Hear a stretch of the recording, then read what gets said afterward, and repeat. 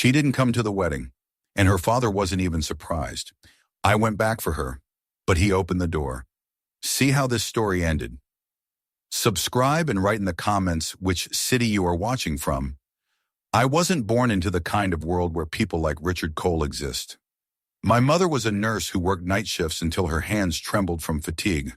My father, a man with a gentle voice and a spine made of steel, spent 37 years in a machine shop, coming home every evening with grease under his nails and stories he never told.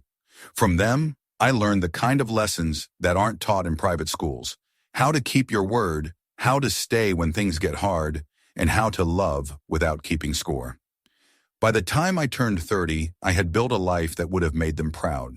I'd gone through trade school, worked construction, studied engineering at night, and eventually co-founded a small but respected structural firm.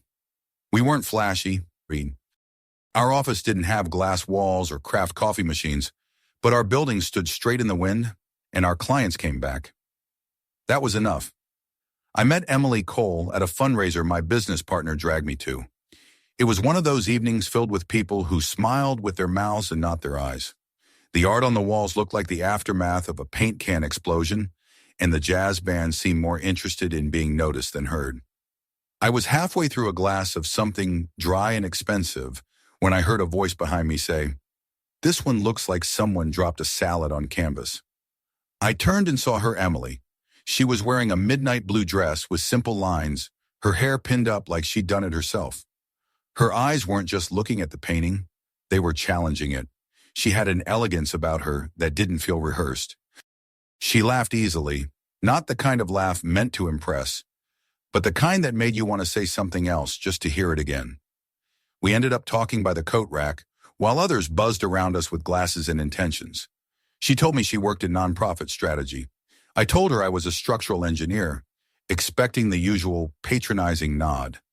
Instead, she asked what material I preferred for foundation support in coastal zones. Not joking, actually curious. I drove her home that night.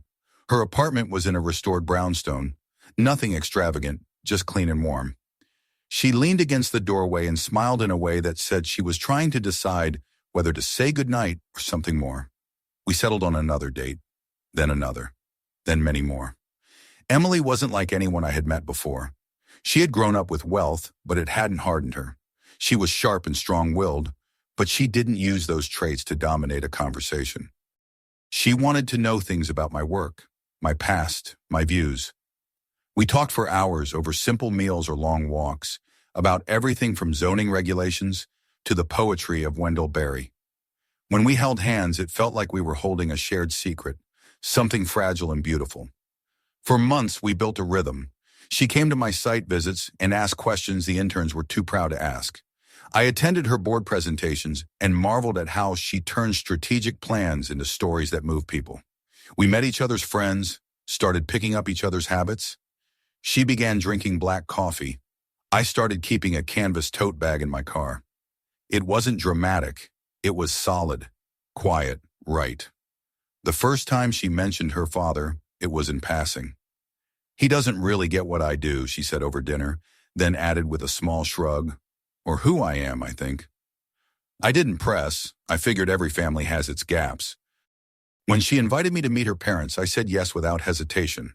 I didn't realize then how different that evening would feel.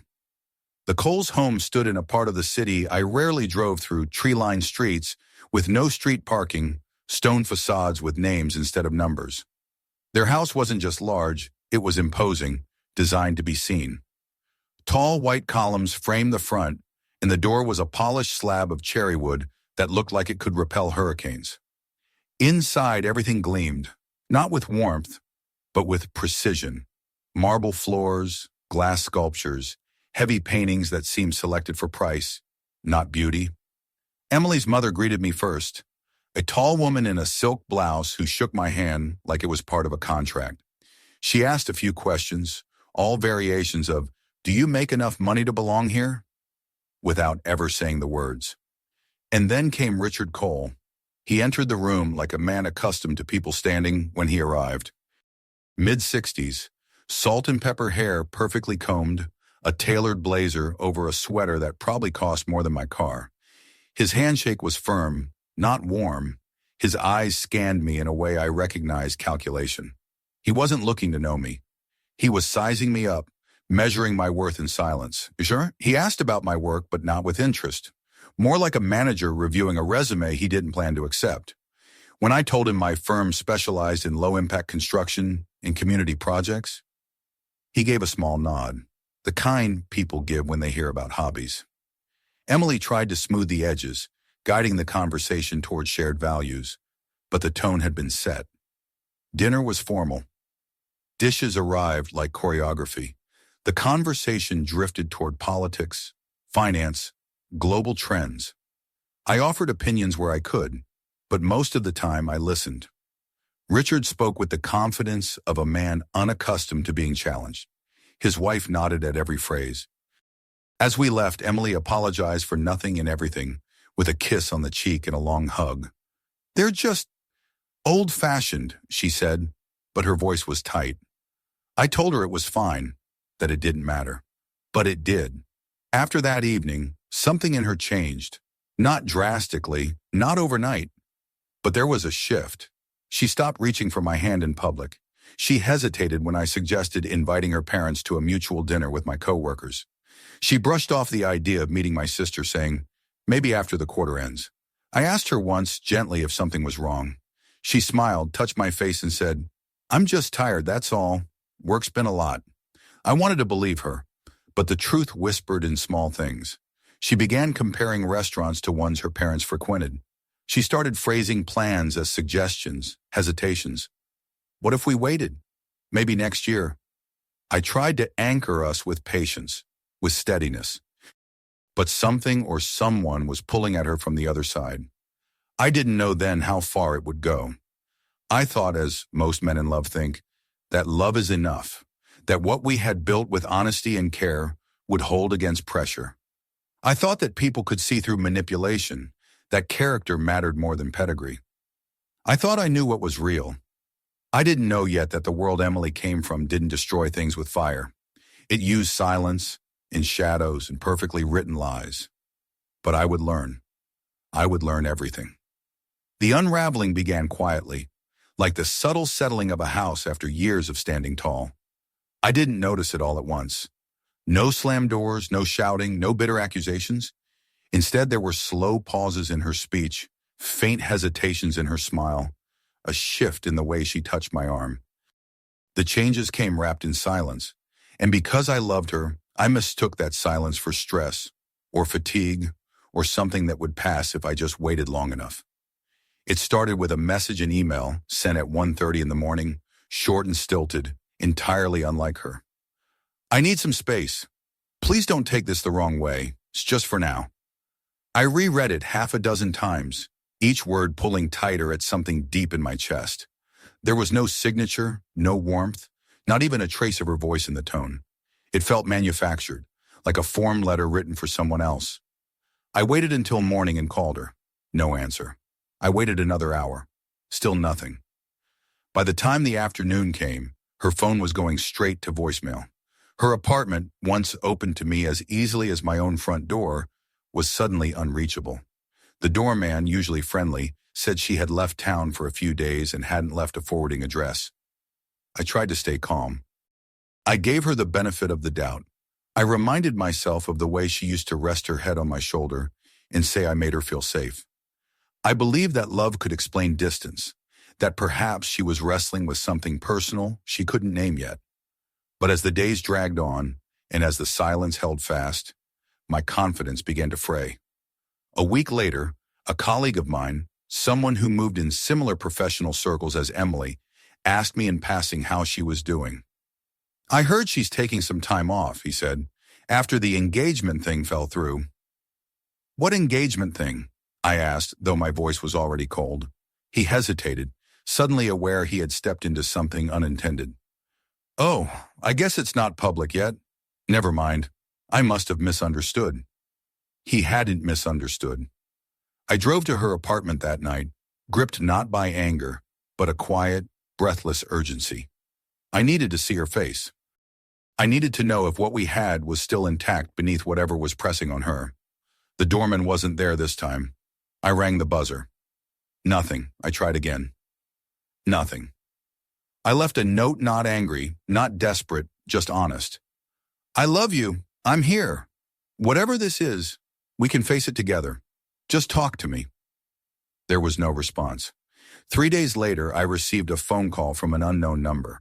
A voice, crisp and professional, informed me that Richard Cole would like to meet with me privately to discuss recent developments. The phrasing alone made my skin crawl, but I said yes. Of course I said yes. I wanted answers. The meeting was arranged at a private office club downtown, the kind of place where the wood is darker than the coffee and every detail is meant to signal power. I wore my best suit, the one I'd bought with my first major client, bonus navy blue. No frills, just good fabric and careful tailoring. As I entered the room, I recognized Richard immediately. He was seated at a table near the back, dressed like a politician caught between retirement and a run for the Senate expensive sweater under a blazer, gold cufflinks, no tie. He didn't stand. He didn't offer his hand. He gestured to the seat across from him like a man accustomed to being obeyed. "I'll be brief," he said once I sat down.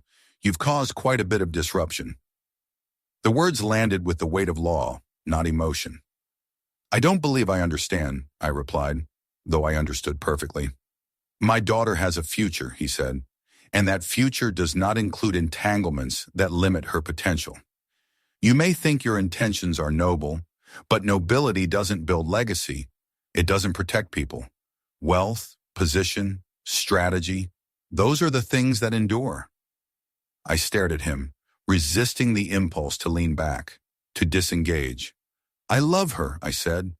He tilted his head, the way someone does when they're about to correct a child. "That's very poetic," he said. "But love is fleeting. Influence is permanent." He reached into a leather portfolio and removed a white envelope. It was thick and sealed. "I'm offering you a chance to walk away, quietly, with dignity. No accusations, no mess.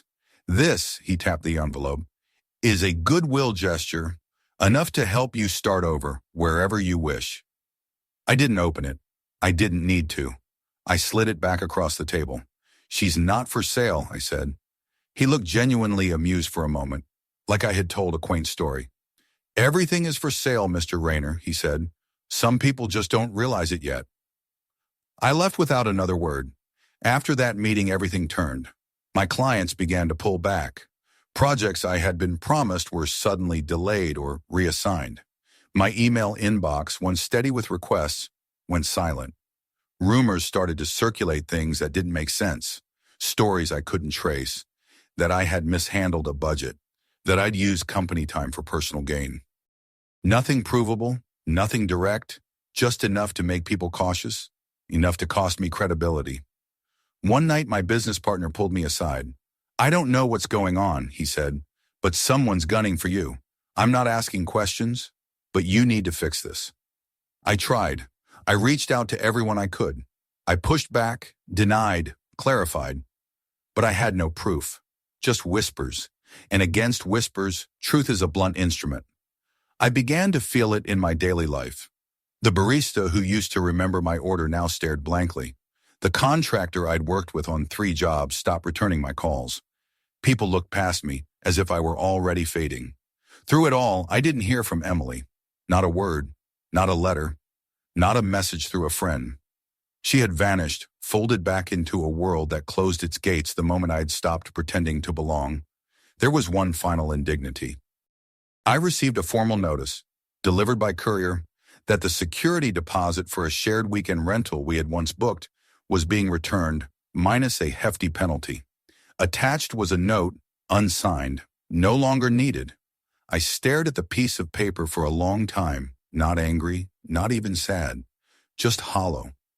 I had built my life on stone, foundations, beams, structures that held in storms. But this was a collapse I couldn't measure. I didn't know where the first crack had formed. I only knew that by the time I noticed, everything was already falling. There are many ways to end a love story, with a fight, with betrayal, with time.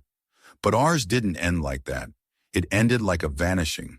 One day she was beside me, and the next, she had been erased from my world by a man who never once raised his voice. I stopped trying. I didn't write. I didn't call. I moved my things out of the apartment we had once planned to share and into a place on the edge of town where no one asked questions and no one knew my name. I took smaller projects. I drank more.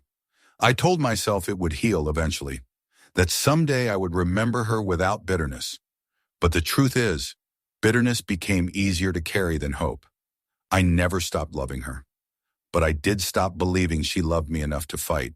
And in the quiet that followed, in the months of silence and ruined work and unanswered questions, I began to realize something I hadn't seen before.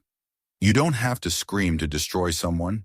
You just have to be powerful enough to erase them. And Richard Cole had done exactly that. But the thing about men like him is they forget one thing. If you tear something down, you better be sure it stays buried. Because sometimes what you bury grows back, and sometimes it comes knocking. When she came back, I didn't trust it, not entirely. It had been 7 months since the last time I heard her voice, 7 months since that lifeless email, 7 months since the silence that followed like a wall between us. I had tried to move on, bury myself in work, find peace in routine, distract myself with hollow conversations and projects that didn't mean anything. But she returned all the same, like a door that creaks open just when you've finally turned away from it. She showed up at my apartment one evening in early spring. I had just come in from a site visit, mud still drying on the hem of my jeans. I opened the door to her, standing there, holding her purse like it was a shield. Her hair was pulled back into a low knot, and she wore a coat that hung on her shoulders like armor. I didn't say anything. Neither did she. She simply stepped forward, and I moved aside, letting her enter. She walked to the window, stared out for a moment, then turned to face me. "I was wrong," she said. "That was it. No preamble, no explanation. Just those 3 words. And like an idiot, I believed them. Not right away. Not without hesitation. But there was something fragile in her voice. Something cracked. She didn't cry. She didn't apologize the way people do in movies, with tears and declarations. She just stood there owning the space she had once disappeared from, and waited. We talked that night. Not about her father, not about what had happened, just about us, about who we had been, about whether there was still something left. I told her the truth, that I had never stopped loving her, but I wasn't sure I could ever trust her again. She nodded as if she expected that, but in the days that followed, she stayed. She didn't leave in the middle of the night. She didn't flinch when I touched her. We found our rhythm again, cautiously, like stepping back into a room where the floor had once given way. She cooked breakfast one morning and laughed when I burned toast. I found one of her books on my nightstand and smiled, remembering the way she used to underline lines she loved. There were moments, brief, careful moments, when I forgot how easily she had left. Then she asked me to marry her. Not in words, not outright. But one morning over coffee, she reached across the table and took my hand. "Let's do it," she said. "Let's stop pretending like we didn't already decide." I didn't ask why. I didn't ask what had changed. I didn't want to break whatever delicate understanding we had built. I said yes, and I meant it. We didn't plan a grand wedding. We agreed on something small, a ceremony in the countryside where her family had a summer home. Modest, peaceful, removed from the pressures of the city. 50 guests, friends, colleagues, people who mattered. She said she wanted to keep it simple, no press, no spectacle. But then something began to shift. At first it was little things. Her mother sent a list of family friends who should be invited. Then came the call from a planner hired by someone else. Suddenly the venue was changed. No longer the quiet country house, but a resort just outside the city. "It's still intimate," Emily insisted. "It's just more convenient." When I asked if her father had been involved, she paused, then shrugged. "He offered to help. He wants to make amends." That word help hung in the air like a loaded gun. I nodded anyway. I told myself this time would be different, that maybe he had finally accepted us, that maybe she had finally drawn her line in the sand. The preparations moved fast. A designer dress was chosen. A guest list that once held 50 names swelled past 100 and kept growing. A jazz quartet was booked, custom floral arrangements ordered. I watched it all unfold with a strange detachment, like someone watching another man's wedding. Still, I clung to the idea. I clung to the mornings she still spent in my kitchen, the quiet smiles, the way she curled against me at night. I told myself the rest was noise, that as long as she was mine, none of it mattered. The night before the wedding, she stayed at her parents' estate. Tradition, she said with a smile. She kissed me on the cheek and promised tomorrow would be everything we'd hoped. It never came. I arrived early. The venue was already humming, decorators putting up last-minute arrangements, servers in black and white moving like chess pieces, guests beginning to filter in. The weather was perfect. A soft golden sun spread across the lawn. Someone handed me a glass of champagne. I took it, then left it untouched. I waited in the dressing room reserved for the groom. I checked my watch every few minutes. 10 o'clock, 10:30, 11, noon. She didn't come. At first I thought something had delayed her. Hair, makeup, last-minute nerves. I asked the coordinator. She gave me a tight smile, said she would check. 15 minutes passed, then another 30. The coordinator returned, her eyes too gentle, her voice rehearsed. "Mr. Rayner," she said, "Ms. Cole has chosen not to proceed with the ceremony." The words came like wind through glass. "She asked me to deliver this," the woman said, offering a cream envelope. I took it, fingers numb. Inside, on thick perfumed paper, were a few lines written in the same elegant handwriting I had once loved tracing with my fingertips. "I'm sorry, I can't do this. It's not what I thought it was. Please don't look for me." No name, no explanation, no closure. I left through the back, no ceremony, no confrontation, just silence and the crushing echo of a life paused mid-sentence. I drove aimlessly for hours, through city streets that blurred and darkened, until the sky bled into night. I didn't cry. I didn't call anyone. I just drove, the letter on the passenger seat like a ghost.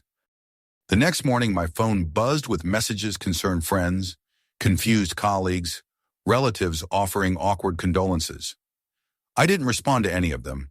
There were no pictures from the day, no evidence that it had ever happened. Just an empty suit, a shattered timeline, and a voice in my head repeating the same quiet question. Why? I never got an answer. Weeks passed, then months. I didn't see her again. I didn't hear from her. It was as if she had been folded back into the world that created her, erased like chalk from slate. But I knew better. I knew it hadn't been her alone. Somewhere in the corridors of wealth and influence, Richard Cole had moved the final pieces. The man who never raised his voice, never gave orders, only suggestions delivered with smiles. I could see it now. The pattern, the pressure, the soft manipulation of someone who believed in control above all else. She hadn't run from me.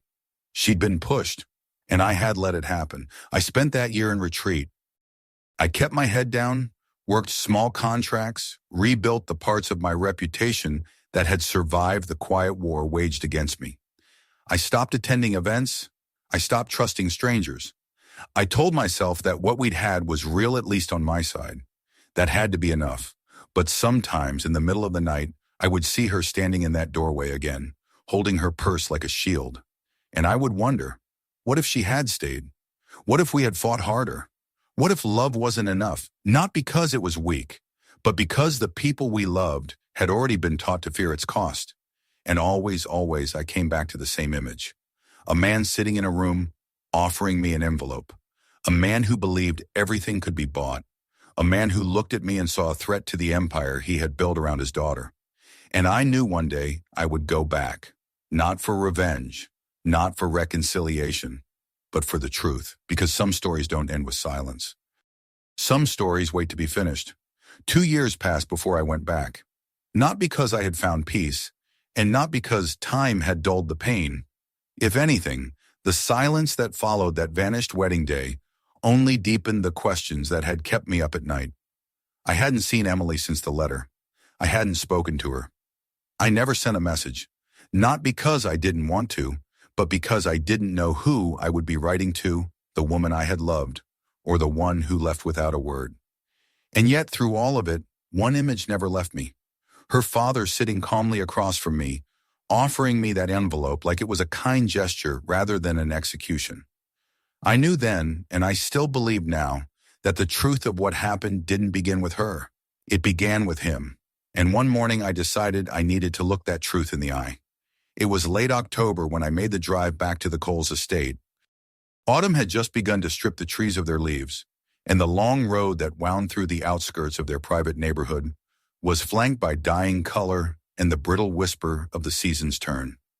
The same iron gate stood at the entrance, tall and quiet.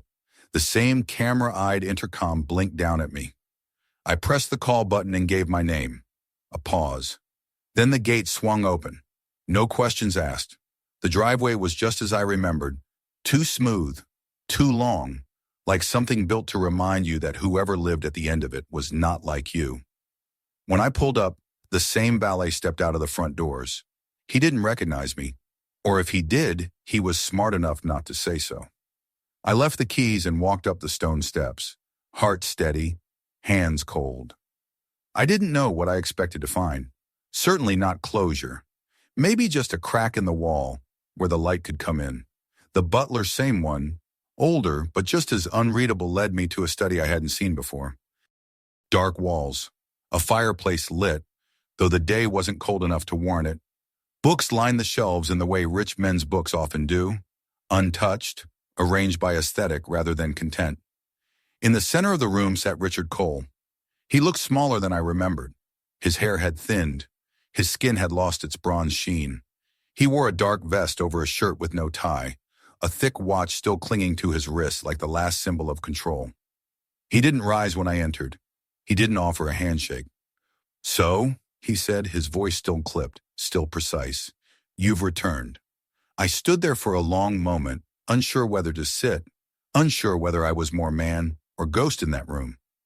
Finally, I walked over to the chair opposite him and took a seat. "I came for an answer," I said.